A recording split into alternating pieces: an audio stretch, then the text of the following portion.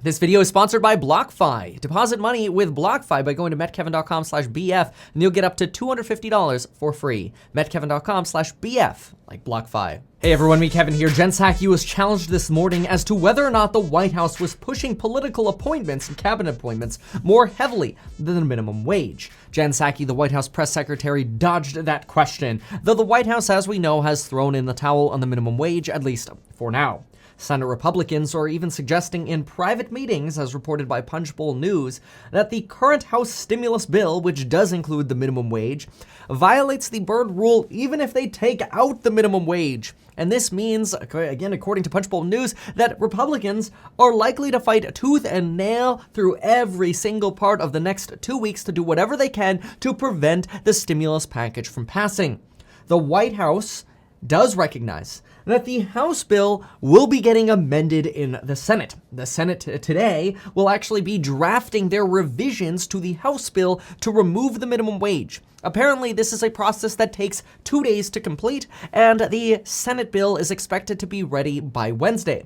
Then, both Democrats and Republicans will get 10 hours of debate each to negotiate the next stimulus package. During this time, amendments can be offered and negotiated. In other words, we are going to see a crazy vote-a-rama all over again. This means expect the next 2 weeks to include a lot of delays, stalling, and bickering. Classic business as usual for Congress. Last week, of course, the Senate parliamentarian killed the Senate's opportunity to pass the $15 minimum wage. Bernie Sanders and other Senate Democrats considered two options. Number one, overruling the parliamentarian, but the White House and senators like Senator Joe Manchin shot this idea down. Or number two, passing a separate bill that would penalize corporations that do not pay their employees at least $15 per hour and subsidizing small businesses to help them pay their employees $15 per hour.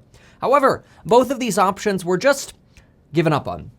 Yes, Democrats have killed the idea, at least for now, of passing any kind of tax credits for small businesses to increase minimum wage for employees or penalties for corporations to incentivize the increasing of the minimum pay that employees receive. Now, while this is bad news for the minimum wage, it is good news for the broader stimulus package with the Senate. We are expected to get this bill done within the next 14 days, and the more ancillary changes that are made, obviously the longer the debate could go on. So there is a lot of optimism for just streamlining the bill the way it is now, slam dunking it with 51 votes, and then revisiting the minimum wage in the future. Now, Senator Chris Coons believes that the odds of the minimum wage actually coming up again this year are very low. This is at least according to the Washington Post, who reported on this with Senator Chris Coons. There was also talk about potentially having an $11 minimum wage that would be phased in over the next couple years, but these talks might fall by the wayside, especially as Congress moves from the stimulus package into potentially bipartisan discussions on infrastructure coming up next. Now, problem right now, though, with the stimulus package.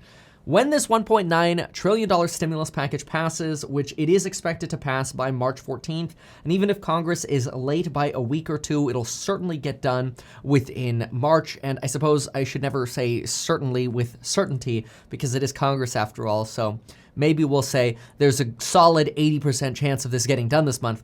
When and if this does get done this month, there is a downside, and that is that $36 billion in cuts will come into effect for Medicare in 2022 when there will be an increase in student loan fees. Now, this goes into effect through automatic spending triggers that occur anytime Congress passes a bill that affects the budget through an Obama-era bill known as PAYGO, or Pay As You Go.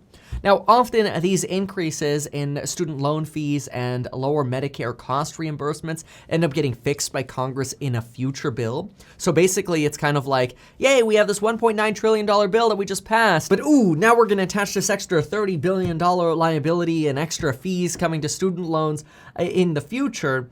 to some other package. So in other words, maybe in the infrastructure package, we see these cuts to Medicare and the student loan fees get reversed, but that would have to be negotiated with Republicans if we go for bipartisan support again.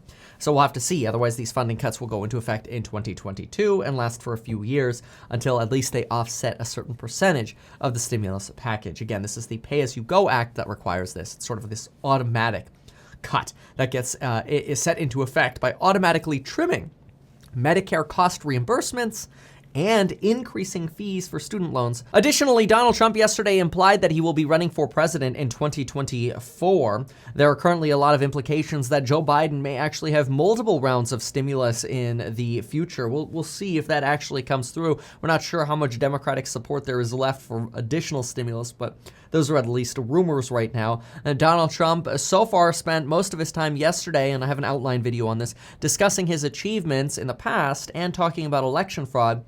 He did spend some time talking about the future of reopening schools and did encourage Americans to get a vaccine for COVID, which is the first time Donald Trump publicly endorsed this.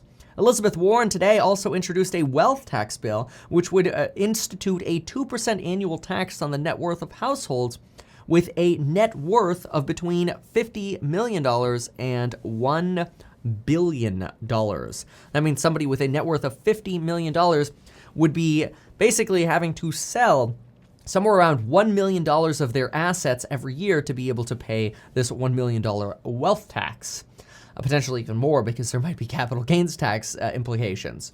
Now, I don't think that really affects any of us watching this video, so who knows? But anyway, this wealth tax is being debated now. This is a 2% tax on those making or having a net worth between $50 million to $1 billion. And once your net worth is over $1 billion, so if you become a billionaire and this Elizabeth Warren plan passes, you'll get taxed at 3% on your net worth over $1 billion. Elizabeth Warren is also calling for audits for at least the 30% of these billionaires every single year. And if you try to renounce your citizenship to leave the United States, you'll have to pay a 40% exit tax. Sounds a lot like what California is trying to pass against Californians leaving California to escape to places with lower income taxes. Well, folks, there you have the latest on stimulus. Hopefully, without the minimum wage debate coming up, this stimulus package will be sped up rather than slowed down. Though again, we're gonna have to get through Vote-A-Rama and a whole host of amendments and a whole lot of drama. Let's see how it goes. Thanks so much for watching, and we'll see you next time.